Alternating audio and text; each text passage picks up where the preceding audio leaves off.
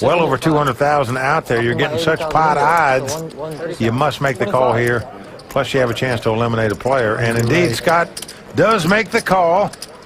He just has a queen 5 offsuit, but makes a correct call. Now let's see if he can get lucky and eliminate Eugene Todd from this tournament. Well, flop comes ace, jack 10, all clubs. So all of a sudden, a queen will not help Scott. He now needs a king to make an ace-high straight to win this pot. 2 running clubs will give him a split. There's 1 running club. Well, for Scott to win this pot, he's going to have to catch a king that's not the king of clubs. If it's the king of clubs, they'd split the pot, obviously. Well, the 5 of hearts comes off, so there you go. In back-to-back pots, Eugene Todd has quadrupled up and now doubled up. Tough to push around a guy from Brooklyn, Mike. All the players smiling on the outside, but believe me, on the inside, their stomachs are gut-wrenched right now. You always want someone to go out so you can move up in prize money and get closer to taking down that title. From Atlantic City, the Borgata Poker Open continues. Make sure you stay tuned for more on the WPT. I gotta play tight. When we cut down to 7 players, I've only played like a couple hands in 6 hours. I think he's got more patience than Mother Teresa. Someone who's patient like that can be very dangerous to play against. This guy didn't play 45 straight hands while he was a short stack. When this guy puts his money in, man, Let's gamble. I think I might have to lay kings down against this guy. Welcome back to the Borgata Poker Open from Atlantic City. 6 players still remain. Eugene Todd, surviving another hand, sticks around. The doctor's still out in front, Roy Winston, with about 6.3 million. All right, and now the action's been folded around to the small blind. Scott Yoon. Well, he's picked up the hand he's been waiting for, Vince. He's got the 2 aces. He's in the small blind. Let's see how he plays them. Raise. Well, he is going to raise it. Let's see how much he's going to raise it.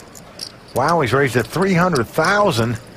To me, that's an awful big raise here, with the blind just being 40 and 80,000. But look at this, the doctor also with a hand, pair of 10s wired, caps his cards. Vince, the doctor could be getting in big trouble here. It's a real big hand out of the blind position when nobody else has played the pot, but against this guy, you may take a more conservative route. The doctor doing just that. Just calls with the 2 10s, does not re-raise here. Well, he's just playing his man, because usually when a guy over-raises a little bit, you come over the top with 10s. But here's the flop, king 4-3, 2 hearts. Well, action's on Scott. He's out in front with the 2 aces. Real estate man from Virginia, got in this tournament through a $240 satellite. Look at this, he's going to check the aces. Yeah, I'm going to try to set a trap here. Check. Hopes the doctor would bet, but wisely the doctor checks his 2 10s right behind him. Well, 6 of spade comes off, so potential straight out there, 2 potential flushes, but you're certainly not going to put anybody on a straight here because of the way the pot was played pre-flop. Well, Scott is going to bet 300,000 here into a pot that has nearly 800,000 in it. I'm going to raise. And the doctor, misdiagnosing his hand here, says raise. Well, Vince, I think it's the size of the bet that's fooled the doctor here. He thinks the 2 10s are the best hand. The guy didn't bet on the flop, so he didn't put him on a king. 500,000 more. He's making a raise here to try to take the pot away from him. 800,000 to go. It's a $500,000 raise here. Back into the amateur Scott Yoon. Well, Vince, right now the only thing going through Scott's mind is did his opponent flop a set or does he have a set now? You're not going to put him on a straight here. You're not going to put him on a 7-5 or a deuce 5 because he would have never called a $300,000 raise before the flop with one of those 2 hands. He might have some type of flush draw in this situation, in which case you don't want to give him a free card here. But I think if you're Scott Yoon, you just have to come over the top of him right now and just hope he doesn't have a set. Yeah, but Mike, this guy is an amateur player. You know, he won his entry into this event in a $240 satellite. And to be honest, it's his first WPT final table, and it's not easy out there under the lights. Plenty of times we've seen the top pros crack like Joe Namath's knees under the pressure. You know, there's really no telling what Scott will do next. Scott made an over-raise before the flop. He's made an underbet here and got raised. What's he going to do with 2 aces now? Could he possibly be thinking about folding these, Vince? No, he's going to make the call. He doesn't raise with the 2 aces. I'm a little puzzled by that. If a 10 comes off here, he's going to get broke, that's for sure. Coming down the river. Now look at this. I think a big mistake by Mr. Yoon. He is checked already before the card comes up. Checked in the blind. Well, the king of clubs comes up. Well, the doctor does check on the river, but the two aces of Scott Youn is going to take down this pot. He waited for the aces. They came in, and he won a nice pot there, well over $2 million. Right there, the doctor pricking himself with his own needle there.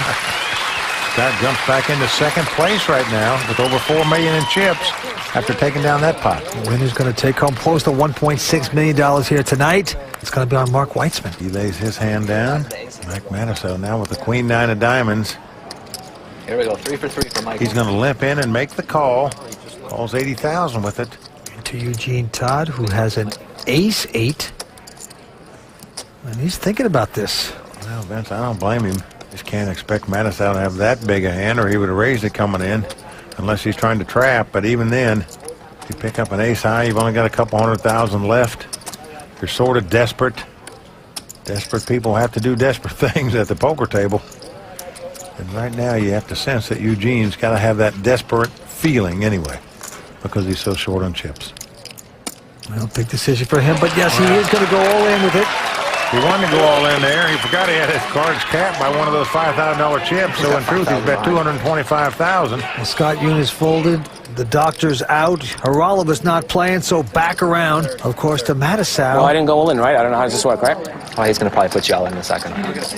Well, Vince, he does have to play. Yeah. I think so, too. Over $450,000 in the pot. That's cost him automatic. $145,000 to set him all in. He's done it with the queen nine of diamonds. Eugene Todd out in front with the ace high right now. And Vince, if he wins this pot, he's going to have over $600,000 in chips after being down to $20,000 and all in the big blind. He's got the queen nine of diamonds. He's up against the ace eight. He's on a bit of a roll, a comeback roll. Sweating it hard. But this could turn around quickly. Will he be our sixth-place finisher here tonight at Borgata? Well, he's on his feet, all smiles, out in front right here. Knows if he wins this pot, he's back in this thing, Vince. Can he double up yet again? Oh, a great flop for Eugene. It's come ace 6-3, all black. He's shaking his finger. He says, boys, don't count me out yet here. Good timing by Mr. Brooklyn. Well, he's got a few moves there, too. Well, Mike's got to catch a combination of two queens or two nines or a queen nine, and it doesn't happen. Six of clubs comes on the turn. So Eugene Todd is going to double up yet again. This guy's got more lives than a cat, Vince. He is going to stick around. Eugene Todd. 6 players remain at Borgata. Stay tuned. We're coming back with more action on the WPT. Matusow. Of course I'm going to win today, man. But I said that before. I want to win bad. I'll win it. I can't lose today. You know, I don't want to sit there and say, I'm going to win today, I'm going to win today, and then not win and then look like an idiot, you know? It's a king of diamonds. That's going to do it. Mike Matusow, our runner-up.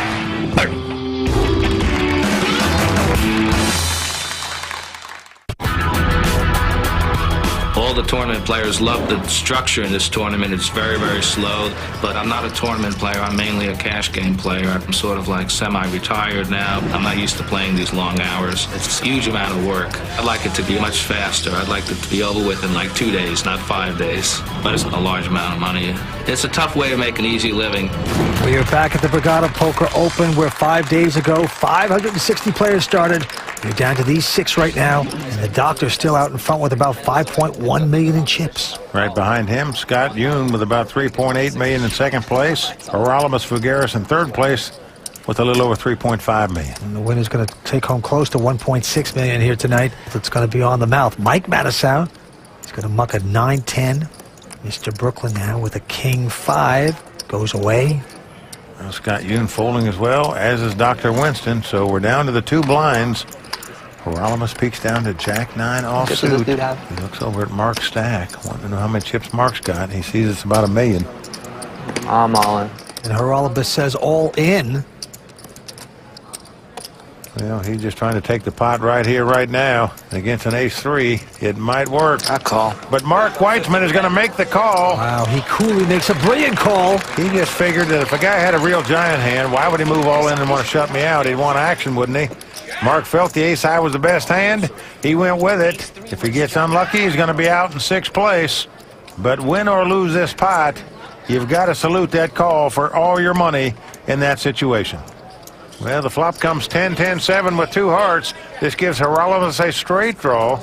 So he can now win the pot with a jack, a 9, or an 8. Here's the turn card. Not there. It's a 6 of spades. Not going to help Horolibus. So we are down to the river.